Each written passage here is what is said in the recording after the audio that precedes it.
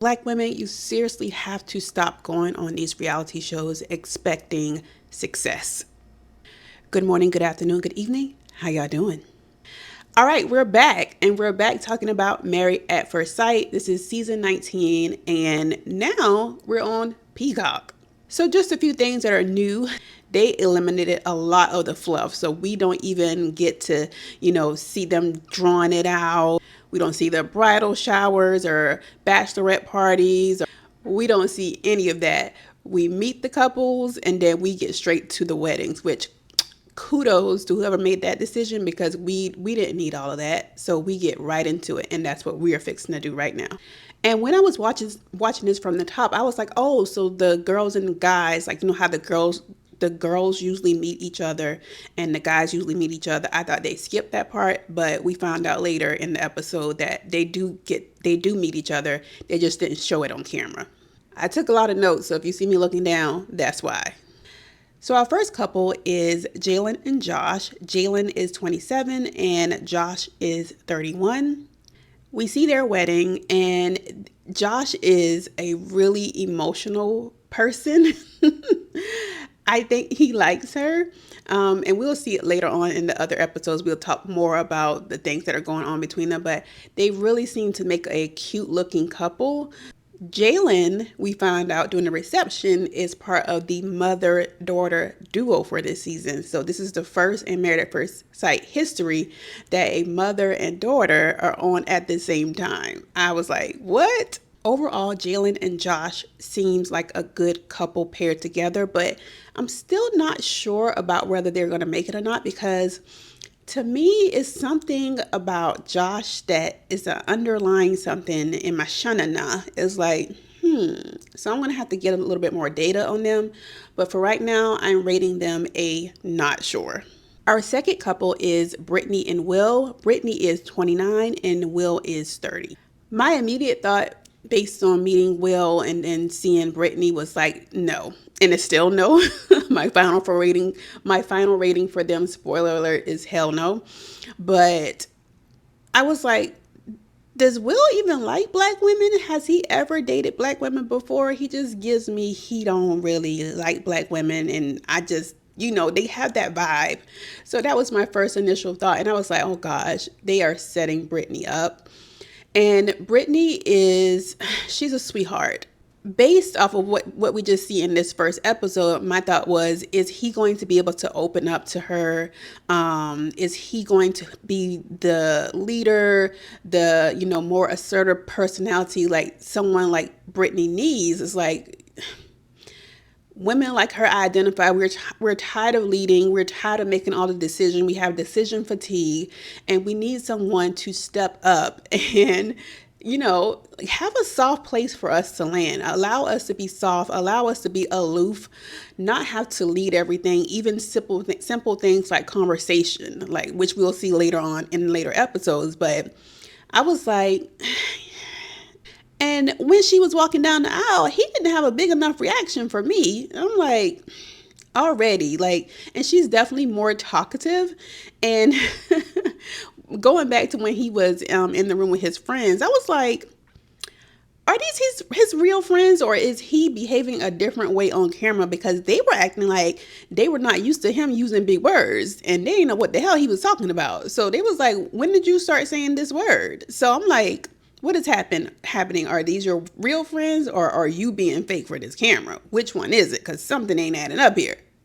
Then we found out at the wedding, Will don't know the Lord.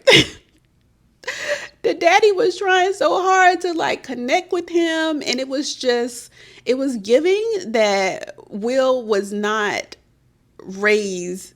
It was giving that Will was not really into black culture. He wasn't. It was like he identified more with something outside of black culture, which led to the disconnect between him and Brittany's parents. But Dad was trying so hard. Dad was like, well, you believe in something, right?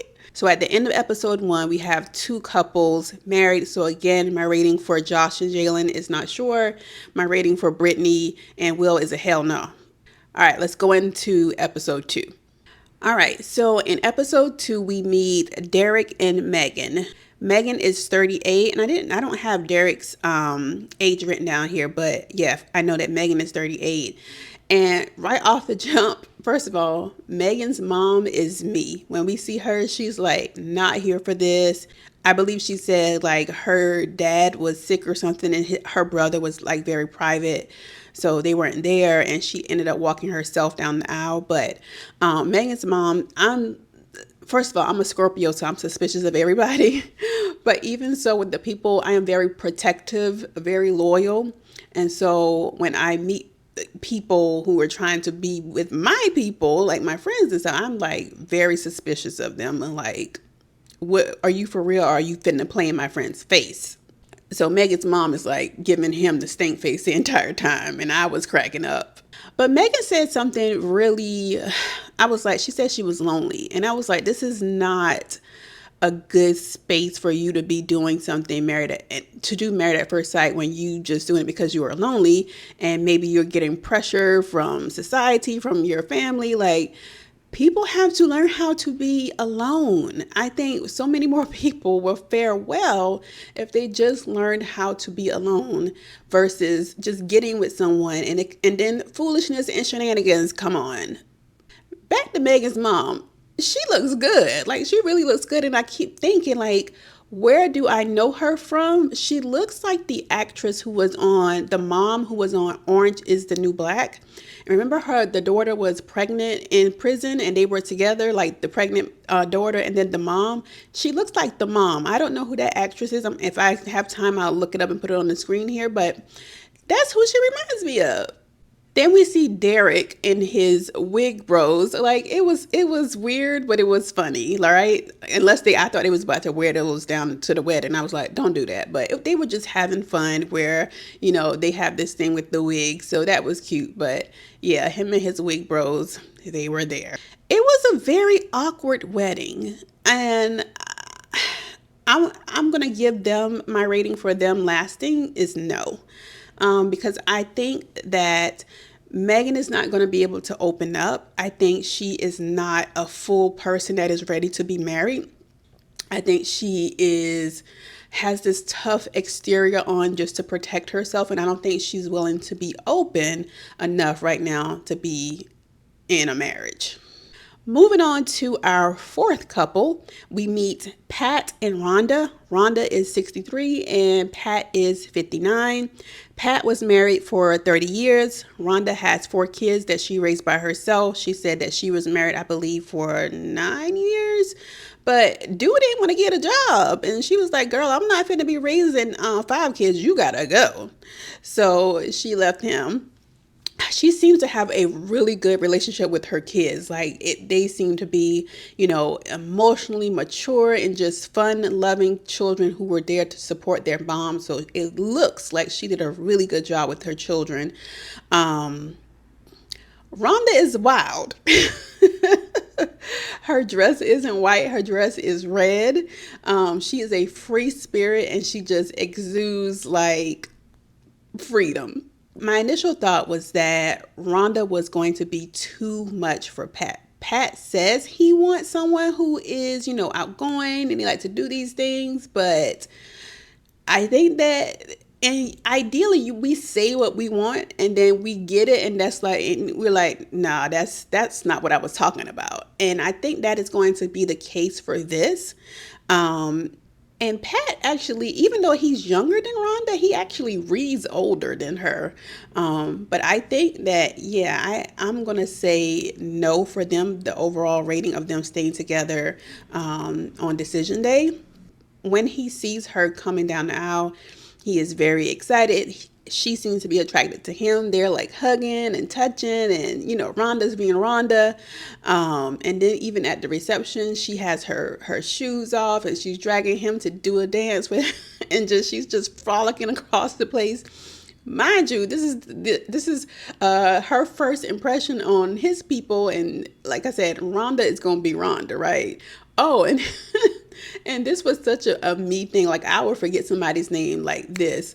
But she was like, I forgot your name, sir. I don't even remember. Tell me again. But yeah, so at the end of episode 2, we have 4 couples that are now married. And so we have in episode 3, we'll see the mom of Jalen's mom gets married. So yeah, that's the end of episode 2. I will do a separate video for episodes 3 and 4. But so far, just because I was kind of leery on whether I was going to watch, but because if it came back on Lifetime, I was probably going to be out because I just know.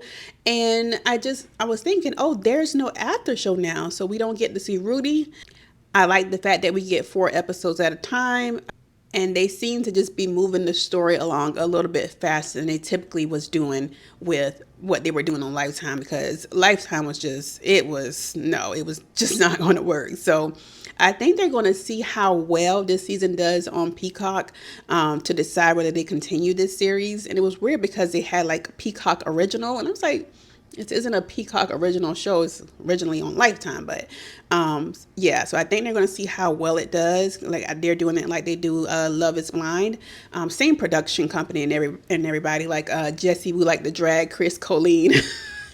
I like the way she say his name. She said Chris Colleen, your raggedy ass. Jesse Wu is hilarious. All right, so I'll see you guys in the next one. Peace.